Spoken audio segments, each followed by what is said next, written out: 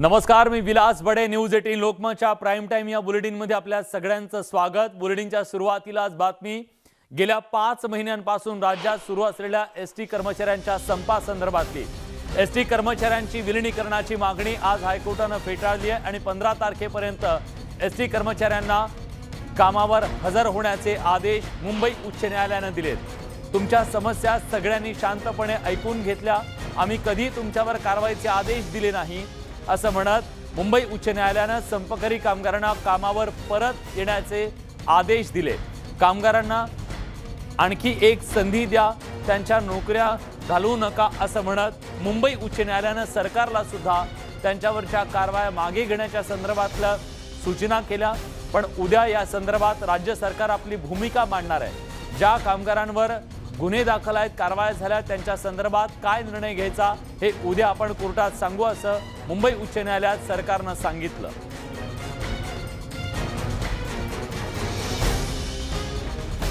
दरम्यान आज मुंबई उच्च न्यायालयामध्ये नेमकं काय झालं, कोर्टानं नेमकं काय म्हटलं आपण जाणून घेऊयात ग्राफिक्सच्या माध्यमातून. तुमची विलीनीकरणाची मागणी अमान्य झाली आहे हे आज कोर्टानं स्पष्टपणे सांगितलं.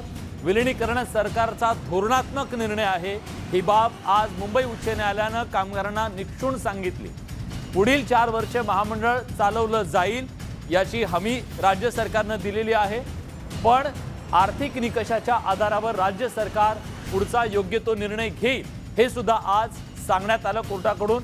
कामगारांना कामावरून काढून त्यांच्या जगण्याचं साधन काढून घेऊ नका हे मात्र आज सांगत न्यायालयानं कामगारांना एक दिलासा दिलेला आहे. कारवाईबाबतचा पुनर्विचार महामंडळानं करावा ही बाब सुद्धा आज न्यायालयानं महामंडळाला सांगितली. कर्मचाऱ्यांना कामावर रुजू करून घ्यावं, 15 तारखेपर्यंतची त्याची मुदत सुद्धा कामगारांना दिलेली आहे. त्यामुळे या सगळ्यांवर कारवाई करण्याच्या संदर्भात जी चर्चा होती त्यावर संपकरी एसटी कामगारांनी तातडीनं कामावर रुजू व्हावं असं सांगत मुंबई उच्च न्यायालयानं आज एसटी कर्मचाऱ्यांना आदेश दिलेत कामावर हजर होण्याचे. दरम्यान आज कोर्टाचा हा निर्णय आल्याच्या नंतर राज्याचे उपमुख्यमंत्री अजित पवार यांनी या संदर्भात काय भूमिका मांडली आहे जाणून घेऊयात. संप त्या ठिकाणी करू नका, आपण बसून मार्ग काढू. मुख्यमंत्री आवाहन करत होते, आम्ही सगळे करत होतो, अनिल परब साहेब करत होते. परंतु मॅटर शेवटी हायकोर्टामध्ये गेली. आपण समिती नेमली, समितीचा अहवाल आला विलीनीकरणाच्या बाबतीत. मी त्यांना अनेकदा उदाहरण देत होतो की मागे अशाच पद्धतीनं टोकाची भूमिका घेतल्यानंतर गिरणी कामगारांच्या काय अवस्था झाली. शेवटी तुम्हाला व्यवस्थितपणे मोबदला मिळाला पाहिजे, मानधन मिळालं पाहिजे, पगार मिळाला पाहिजे, याबद्दल दुमत असायचं काही कारण नाही. आज मुंबई उच्च न्यायालयानं दिलेल्या निर्णयाच्या नंतर राज्याचे विरोधी पक्षनेते देवेंद्र फडणवीस यांनी काय म्हटलंय तेही ऐकूयात.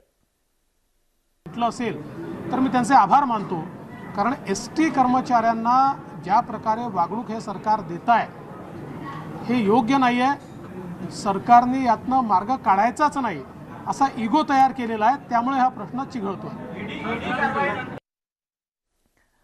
आधी कोरोनामुळे आणि आता एसटी कर्मचाऱ्यांच्या संपामुळे राज्यातल्या बसेस सातत्यानं बंद राहिल्या.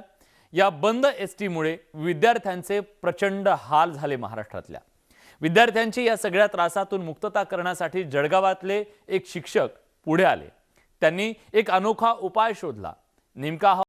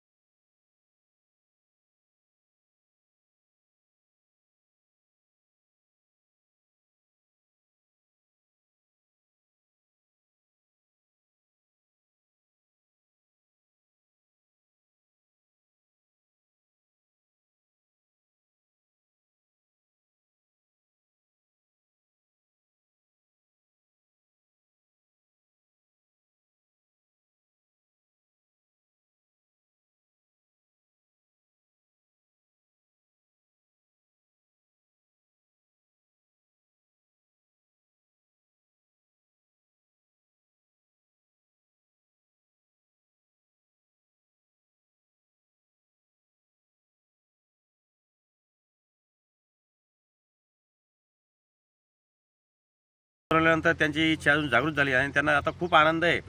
त्यांना घरापासून गाडी आहे आणि मी संस्थेपर्यंत टेक्निकलचे विद्यार्थी आहेत, त्यांना आता भरपूर आनंद येतोय. दगडी सबगव्हाण गाव हे पारोळा धरणगाव रस्त्यावर राजवड इथून साधारण 2 किलोमीटर आतमध्ये, त्यामुळे विद्यार्थ्यांना वाहन मिळणं अवघड. पण MV पाटील यांच्या ट्रॉलीमुळे विद्यार्थ्यांचा शाळेपर्यंतचा प्रवास सुकर झालाय. आमची शिकण्याची इच्छा मरत चालली होती सर. आई-वडील मजुरी करता सर आणि आम्हाला शाळेत टाकलं सर त्यांनी ITI मध्ये. तेव्हा आम्ही गाडीवर यायला लागलो सर. उघडलं तर लगेच बस बंद झाल्या म्हणून आमच्या शिक्षणामध्ये खूप अडथळा आला. सरांनी आमच्यासाठी ट्रॉली बनवली, आम्ही वेळेवर शाळेत पोचायला लागलो आणि आमच्यासाठी खूप फायदा आहे. गरज ही शोधाची जननी आहे असं म्हणतात. विद्यार्थ्यांचे हाल पाहून MV पाटील यांनी बनवलेली ही ट्रॉली त्याचं उत्तम उदाहरण म्हणता येईल. शिक्षकानं त्यांच्या विद्यार्थ्यांसाठी बनवलेली ही ट्रॉली खऱ्या अर्थानं सर्वोत्तम आहे. नितीन नांदुरकर, न्यूज 18 लोकमत, पारोळा, जळगाव. यानंतर बातमी काहीशी आपली धाकधूक वाढवणारी आहे. कोरोना विषाणूच्या रुग्णांमध्ये घट झाल्यानं राज्य सरकारनं कोरोना निर्बंध उठवले खरे, पण मुंबईतून चिंतेत भर टाकणारी काहीशी बातमी. मुंबईत कोरोनाचे 2 नवीन व्हेरियंट आढळलेत. मुंबईत कापा आणि XI या उपप्रकाराचे रुग्ण सापडलेत. जिनोम सिक्वेन्सिंग अंतर्गत 11व्या चाचणीत 2 नव्या व्हेरियंटचे रुग्ण आढळले, तर मुंबईत 99% रुग्ण ओमायक्रॉनचे असल्याचं चाचणीतून स्पष्ट झालंय. त्यामुळे आता निर्बंध हटवल्याच्या नंतर पुन्हा कुठलं संकट नको ही मुंबईकरांची निश्चितपणे भावना असेल, पण आता या नव्या विषाणूचा फार प्रसार होऊ नये हीच अपेक्षा. मुंबई महानगरपालिकेनं दुकानांच्या पाट्यांच्या संदर्भात नवी नियमावली जाहीर केली आहे. यानुसार राज्यातल्या दुकानांच्या पाट्या मराठीत असाव्यात आणि इतर भाषांच्या तुलनेत मराठी भाषेतलं नाव मोठ्या अक्षरात असणं आवश्यक आहे. बार आणि वाईन शॉपच्या पाट्यांवर महापुरुषांची नावं आणि गडकिल्ल्यांची नावं लिहू नये असंही या नियमावलीत नमूद करण्यात आलंय. अधिनियमातील तरतुदींचा भंग केल्यास न्यायालयीन कारवाईचा इशारा सुद्धा देण्यात आलाय.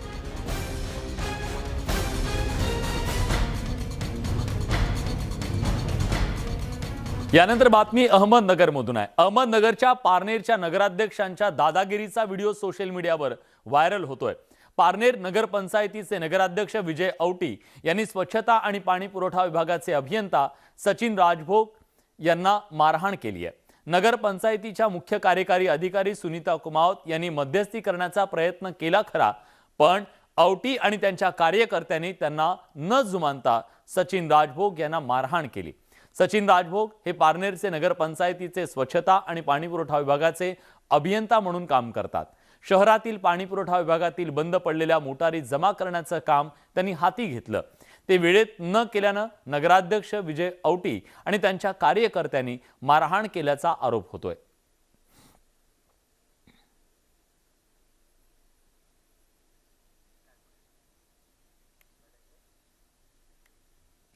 राज्याच्या राजकारणातील विखे आणि पवार कुटुंबामध्ये नेहमीच आरोप प्रत्यारोप होत असतात. एकमेकांवर कुरघोडी करण्याची एकही संधी हे दोन्ही कुटुंब कधी सोडत नाहीत. मात्र शिर्डी पोलीस ठाण्याच्या उद्घाटनाच्या वेळी काहीसं वेगळं चित्र दिसलं. पोलीस स्टेशनच्या उद्घाटनासाठी अजित पवार आले. त्यावेळी अजित पवार व्यासपीठावर बोलत असताना सुजय विखे पाटील यांनी अजित पवारांच्या कानात काहीतरी सांगितलं. विशेष म्हणजे अजित पवारांनी 4 वेळा हात जोडले. या दोघांमध्ये नेमकी काय चर्चा झाली आणि अजित पवारांनी हात का जोडले याची जोरदार चर्चा ही उपस्थितांमध्ये रंगली. 2 दिवसांपूर्वीच आमच्यावर अन्याय झाला तर आम्ही पलटी मारू शकतो असं विधान सुजय विखे पाटील यांनी केलं होतं. त्यामुळे सुद्धा या कानगोष्टींची चर्चा रंगली.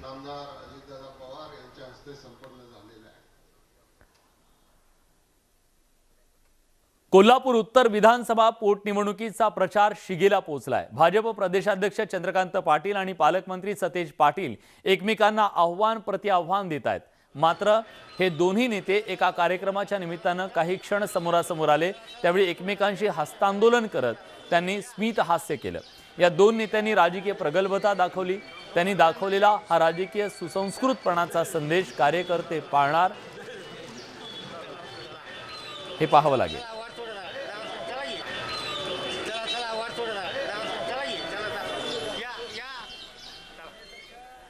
हळदीच्या कार्यक्रमात केलेला गोळीबार नवरदेवाला चांगलाच भोवलाय.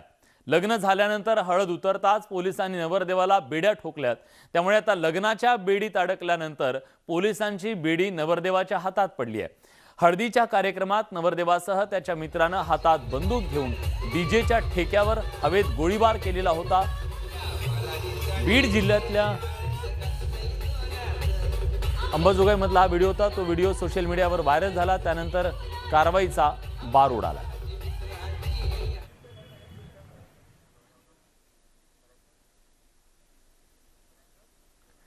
रत्नागिरीतल्या राजापूरमध्ये धोपेश्वर रिफायनरीबाबत गावकऱ्यांची मतं जाणून घेण्यासाठी ग्रामसभा आयोजित केली. इथल्या बारसू, धोपेश्वर, तिठवली, पनळे तर्फे राजापूर, बाग काझी हुसेन आणि बाग अब्दुल कादिर या 6 महसुली गावातील लोकांनी याबद्दल आज मतदान केलं. रिफायनरीच्या विरोधात 466 मतं पडली तर रिफायनरीच्या समर्थनार्थ 144 मतं पडली. रिफायनरी संदर्भात 23 जणांनी तटस्थ भूमिका घेतली. ही विशेष ग्रामसभा लोकांच्या मागणीनुसार आम्ही लावली होती. आम्हाला वरून काही परिपत्रक वगैरे असं आलेलं नव्हतं, पण त्या लोकांच्या मागणीनुसार आम्ही ग्रामसभा लावली होती. ती यशस्वीरित्या शांततेत लोकांनी पार पडली. त्यांचं ही हार्दिक अभिनंदन पहिलं. आणि दुसरी गोष्ट म्हणजे समर्थक 144, विरोधक 466 आणि तटस्थ 23 अशी याची भूमिका आहे ग्रामसभेची. तर 466 विरोधकाचे विनर झालेले आहेत ऑलरेडी, असं मी जाहीर करते. मराठवाड्यातल्या बीड जिल्ह्यात यावर्षी मोठ्या प्रमाणात पाऊस झाला आणि त्यामुळे ऊस लागवडीचं क्षेत्र प्रचंड वाढलं. 2 लाख हेक्टरवर ऊसाची लागवड झाली. त्यामुळे ऊस गाळपासह वेगवेगळे प्रश्न आज ऊस उत्पादकांच्या समोर आवासून उभे आहेत. पाहूया न्यूज 18 लोकमतचा शेतकऱ्यांच्या या गंभीर प्रश्नावरचा हा गंभीर रिपोर्ट. बीड तालुक्यातल्या धानोरा गावातल्या रमेश इंगोले यांचं 3 एकराचं शेत. तोडणीला आलेला ऊस पाठपुरावा करूनही 1.5 महिन्यापासून साखर कारखाना घेऊन जात नाहीये. त्यामुळे शेतातच पडून असलेला ऊस पाहून रमेश इंगोलेंची चिंता वाढली आहे. 3 एकर ऊसासाठी मला जवळपास 1 लाख खर्च आला आणि आतापर्यंत जवळपास ऊस 10 महिन्याचा झालेला आहे हा. आणि जवळपास 1.5 महिन्याला ऊस तोडण्यासाठी आम्ही प्रयत्न करतो. मात्र 1.5 महिन्यापासून कुठल्याही करणाऱ्यापासून कसलाही आणखी रिस्पॉन्स भेटलेला नाही. आणि ऊसाचं खूप वजन घटत आहे. ऊसाला तुऱ्या देखील फुटत आहेत. तर बोरखेड इथले शेतकरी दिलीप शिंदे यांना मणक्याचं ऑपरेशन करून घ्यायचंय, पण शेतातला ऊस उचलला जात नसल्यानं त्यांच्या समोर आर्थिक संकट उभं आहे. 2-2.5 लाख रुपये झाले असते ऊसाची. 17 महिने झाले ऊसाला लावलेलं. खूप खर्च झाला. 40-50 हजार रुपये आतापर्यंत सगळा खर्च झालाय. पाणी संपलं आता पुन्हा. म्हणजे लोळून हे करून पार वाटोळं झालं की दिसत नाही का तुम्हाला? बघा ना तुम्ही. गोदावरी नदीकाठच्या गेवराई आणि माजलगाव तालुक्यात ऊस उत्पादकांची ही गंभीर परिस्थिती आहे. तोडणीला आलेला ऊस पडू नये, त्यात एकरी 15,000 रुपये मुकादम आणि कारखाना व्यवस्थापन पैसे आगाऊ मागतात. पण तेही कुठून द्यायचे हा प्रश्न आहे. ऊस कोणत्या पक्षाच्या लोकांचा हे पाहतो. आज या ऊसाची जर ही अशी परिस्थिती झाली तर या आज कोड काढण्यासाठी पासून तर लेबरपर्यंत ड्रायव्हरपर्यंत प्रत्येकाला पैसे द्यावा लागते. 15,000 रुपये जर एकर दिलं तर शेतकऱ्यांनी उद्या काय करायचं? याला फाशा घ्यायच्या पाळ्या आल्या. मराठी परिस्थिती तयार झाली. माजलगाव तालुक्यातल्या देवखेडा गावातला 80% ऊस शेतातच वाळून चाललाय. 5 एकर शेताला 5 लाखाचा खर्च केला, पण आज घरात खडखडाट आहे. शेतातला हाच ऊस पेटवून त्यात उडी घेण्याची वेळ आली आहे, असं धनंजय जोगडे सांगतात. माझ्या ऊसाचा अक्षरशः 65 वेळ इथं आलेली आहे. येथील शेतकऱ्यांची अवस्था म्हणजे येडेश्वरीमुळे ऊस लावला आणि आमची काशी झाली अशी अवस्था इथल्या शेतकऱ्यांची झाली आहे. माझं वैयक्तिक शैक्षणिक वर्ष यामुळे थांबलेलं आहे. घर खर्च आज भागवणं अवघड झालेला आहे. कारखानदार जोपर्यंत कारखाना ऊस देत नाही, मी त्याच्यामध्ये ऊस फेकून देणार. शेतकऱ्यांनी मी आत्मदहन प्रयत्न करणार. शेतकऱ्यांनी माझा कारखाना ऊस नाही नेला तर मी कारखान्याच्या समोर गेट समोर मी आत्मदहन प्रयत्न करणार. महाराष्ट्रात सगळ्यात जास्त ऊस लागवड झालेलं गाव देवखेडा हे धरणाच्या खाली आहे आणि येथील शेतकऱ्याचा ऊस जळून खाक होत आहे. जवळजवळ 70 ते 80% ऊस उभा असून शासनाचं किंवा कुठल्याही अधिकाऱ्याचं लक्ष या गावाकडे नाही. ऊस शेतात उभा असलेल्या शेतकऱ्याला मदतीची मागणी शेतकरी नेते भाई गुंड यांनी केली आहे, तर कारखानदार आणि प्रशासन शेतकऱ्याची लूट करत आहे. ऊस गाळपात पक्षीय राजकारण सुरू आहे असा आरोप स्वाभिमानी शेतकरी संघटनेच्या नेत्या पूजा मोरे यांनी केला आहे. जवळपास 40 लाख हेक्टर ऊस आज शेतकऱ्याच्या शेतामध्ये उभा आहे. खरंच येणाऱ्या काळामध्ये जर ऊस गाळप नाही झाला तर शेतकऱ्यावर आत्महत्येची वेळ येणार आहे. आमची मागणी अशी आहे शेतकरी कामगार पक्षाच्या वतीनं, ज्या शेतकऱ्याचा ऊस गाळप होणार नाही अशा शेतकऱ्याला हेक्टरी 1 लाख रुपयाचं अनुदान सरकार आणि कारखानदार या दोघांनी मिळून द्यायला पाहिजे. शेतामध्ये मुकादमाला जर पाय जरी ठेवायचा असेल तर त्या शेतकऱ्यांना नोंदणी केलेली असताना सुद्धा 10,000 रुपये एकतरी पैसे द्यावे लागत आहेत. त्याचबरोबर वाहनधारकांना सुद्धा एका खेपेला 1,000 रुपये द्यावे लागत आहेत. बिलाचं तर दूरच, परंतु नुसता ऊस आपला शेतकऱ्याचा गाळपासाठी जावा म्हणून कारखानदार आणि प्रशासन मोठ्या प्रमाणामध्ये लूट करताना, मुकादम मोठ्या प्रमाणामध्ये शेतकऱ्यांची लूट करताना दिसत आहे. बीडमध्ये तोडणीला आलेला ऊस बहुतांश शेतकऱ्यांच्या शेतात पडू नये, टाकलेला पैसाही अडकलाय, हातात पैसा शिल्लक नाहीये. त्यात सावकारी कर्ज, बँकेचं कर्ज, मुलीचं लग्न, मुलांचं शिक्षण असे गंभीर प्रश्न आवासून उभे आहेत. आता मायबाप सरकारच ऊस उत्पादकाला यातून वाचवू शकेल. सुरेश जाधवसह bureau report, news 18 Lokmat, Beed. लावला ऊस पण आयुष्याचं चिपाट झालंय. आज या संकटातून शेतकऱ्याला कोण बाहेर काढणार हा खरा सवाल आहे. कोल्हापूरच्या भागामध्ये आज अवकाळी पावसानं इथल्या शेतकऱ्यांचं कंबरडं मोडलं. पाऊस आला, साधा नाही, गारांचा आला. अवकाळी पावसानं जोरदार हजेरी लावली. शहरी भागासह ग्रामीण भागात अवकाळी पावसानं हजेरी लावली आणि शेतकऱ्यांच्या समोर अनेक प्रश्न निर्माण केले. सांगली जिल्ह्यातल्या मिरजमध्ये सलग 3ऱ्या दिवशी अवकाळी पाऊस कोसळला. सांगलीसह पूर्व भागात वादळी वाऱ्यासह झालेल्या पावसानं शेतकऱ्यांच्या समोर अनेक प्रश्न निर्माण केले.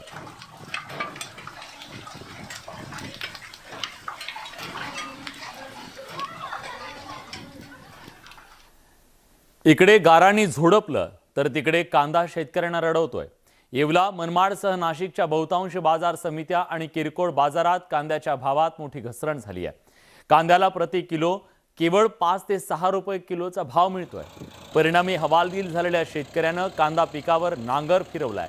येवला तालुक्यातल्या ढाणगाव इथं शेतकरी पांडुरंग गरुडे यांनी आपल्या उभ्या 3.5 एकर कांदा पिकावर नांगर फिरवला.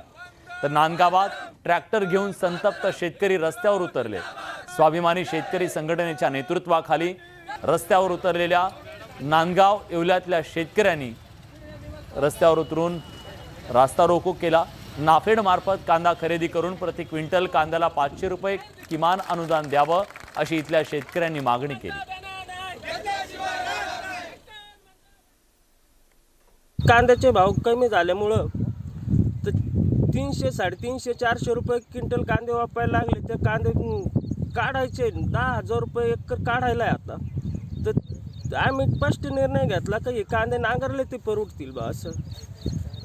तर पैसे आणायचे कुठून, एवढी मजुरी द्यायची आहे. 2 लाख रुपये आधीच खर्च होऊन गेला ना, आता परत खर्च करायचं म्हणल्यावर शक्य नाही.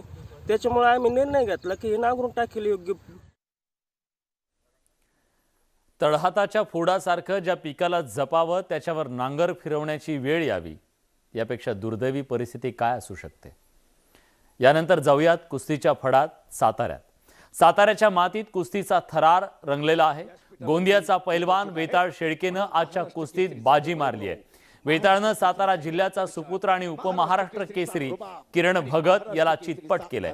हालाकीच्या परिस्थितीतून आलेला वेताळ शेळके केवळ 19 वर्षाचा आहे. चमकदार कामगिरी करून त्यानं कुस्ती प्रेमींचं लक्ष वेधलंय. पाहूया त्याच्याशी आमचे प्रतिनिधी ज्ञानेश्वर साळोखे यांनी साधलेला हा संवाद. आणि म्हणून कष्टाशिवाय पर्याय नाही. महाराष्ट्र केसरीचा प्रमुख दावेदार असलेल्या किरण भगत याला त्याच्याच मातृभूमीमध्ये गोंदियाच्या वेताळ शेळके यांनी त्यांना पराभूत केलेलं आहे. वेताळ शेळके आपल्यासोबत आहेत. काय सांगाल, एकूणच ही कुस्ती मोठी आव्हानात्मक होती, कारण उपमहाराष्ट्र केसरी पदावरती किरण भगत राहिलेले आहेत. काय आव्हान होतं आणि ही चितपट केला, काय वाटते? किरण भगत चांगलं पहिलवान होतं, चांगली त्यांनी बी तयारी केली, मी बी तयारी केली आणि अनुभवी पहिलवान होता आणि आमच्या तालमीतून होता. आधी 2 वर्षापूर्वी निघून गेलेला होता. त्याच्यानं आता मी चांगली तयारी करून नवीन रंगानं खेळायला लागलो नाही का. डाव प्रतिडाव कुस्तीमध्ये टाकले जातात. किरण भगतच्या डाव प्रतिडावांचा तुम्ही अभ्यास केला होता का? ज्यावेळी किरण भगत आपल्या समोर आहे त्यावेळी काय वाटलं? काय नाही, मी असं घाबरलो वगैरे काय नाही, बिंदास कुस्ती केली. बरं डिप्रेशनमध्ये गेलो नाही. शेवटचे 10 सेकंद राहिले तरी मी अटॅक मारला नाही का. साताऱ्याच्या मातृभूमीत ही कुस्ती स्पर्धा होते आणि किरण भगत सुद्धा इथलाच आहे, त्यामुळे एक तुमच्यावरती दबाव होता का? नाही नाही, कसं काय दबाव नव्हता. लाईव्ह असल्यामुळे कुणाचा काय दबाव बिबाव आता कसलं काय एवढे हे नाही का. एकूणच तुम्ही या कुस्ती स्पर्धेसाठी कशा पद्धतीनं तयारी केली होती आणि आज कुस्ती मारलाय, काय वाटते? एका महाराष्ट्र केसरीला तुम्ही हरवलाय. नाही, आनंद होतोय. तयारी तर मी जोरात केली नाही का. खूप प्रॅक्टिस वगैरे चांगलं मन लावून करत होतो. त्याची कोच आपल्यासोबत आहेत, काय सांगाल कशा पद्धतीनं येऊ? याचे हमाल आहेत. परिस्थिती अतिशय नाजूक आहे, गरीबाचा आहे पलगा. अनेक काका पवार आणि गोविंद पवार स्वतःच्या मुलासारखं याला सांभाळलंय. कुस्ती चांगले आहे, असे जागतिक स्पर्धा खेळून आलाय. वय वर्ष पण 19 आहे आत्ता. आणि अनेक जणांच्याकडून मदतीनं याला पैलवान केलंय. गणेश गुले असतील, त्यांनी सहकार्य करून काकासाहेब स्वतः पैसे देतात खर्चाला. शामराव यादव असतील, तर हा भरपूर याच्याकडून काकांना अपेक्षा आहेत. किरण भगत सुद्धा चांगला पैलवान आहे, या सातारा भागातला आहे आणि महाराष्ट्रात त्याचं देशात पूर्ण नाव चांगलं आहे. कुस्ती आहे, हार जीत असते, त्यात वेताळनं चांगलं काम केलं आहे. तर त्याला सर्वांनी आशीर्वाद द्या आणि त्याच्या पाठीमागे राहावी हीच अपेक्षा व्यक्त करतो. हे होते गोंदियाचे पैलवान, त्यांनी किरण भगत यांना साताऱ्याच्या मातृभूमीतच पराभूत केलेलं आहे. या ठिकाणी पाहायला गेलं तर अत्यंत खडतर परिश्रमातून ते वर आले. घरची परिस्थिती सुद्धा या ठिकाणी आहे ती हालाकीची आहे, मात्र त्यांनी कुस्ती हेच आपलं जीवन समजून आहे ते यामध्ये आगेकूच करताना ते पाहायला मिळत आहे. कॅमेरामन प्रशांत कदमसह ज्ञानेश्वर साळोखे, न्यूज 18 लोकमत, सातारा. चमकदार कामगिरी करणाऱ्या, अत्यंत गरिबीतून पुढे आलेल्या या मल्लाचं कौतुक करूया आणि त्याला पुढच्या आयुष्यासाठी शुभेच्छा देऊया. याचसोबत बुलेटिनमध्ये आपण इथेच थांबतोय. ताज्या घडामोडींसाठी बघत रहा न्यूज 18 लोकमत.